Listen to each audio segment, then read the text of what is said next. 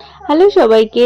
এই প্রথম কোনো মিনি ভ্লগে আমি আমার ডান্স প্রোগ্রাম দেখাচ্ছি যে আমার ডান্স প্রোগ্রাম আদতেও কেমন হয়। তো জগদ্ধাত্রী পুজোতে আমাদের পরপর প্রোগ্রাম ছিল। ওই জন্য আগে থেকে আমরা ঠাকুর দেখা শুরু করে নিয়েছিলাম, সেটা আমি আগের ভ্লগেই বলেছি। তো তারপর পুজো যেদিন থেকে স্টার্ট হয়েছিল সেদিন থেকেই আমাদের মোটামুটি শো স্টার্ট হয়ে গিয়েছিল। আর এই পুজোর সিজনগুলোয় প্রায় প্রতিদিনই প্রোগ্রাম থাকে। কিন্তু তাও আমি ২-১ দিন ফাঁকা রাখার চেষ্টা করি। তো ছোট বড় সব মিলিয়ে এখানে আমার প্রায় 40 আপ স্টুডেন্ট পারফর্ম করেছিল। আর এই প্রোগ্রামটা ছিল ৩ ঘন্টার।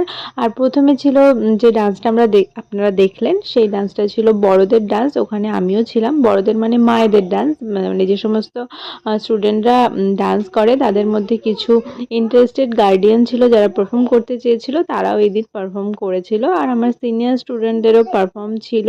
আর ছোটদের কথা কি বলবো, ওরা তো অনেক এনজয় করে ডান্সগুলো